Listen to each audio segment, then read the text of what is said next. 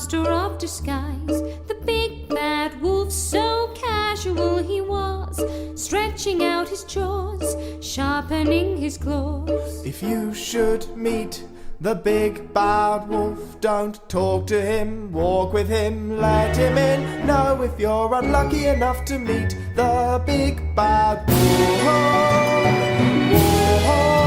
then run.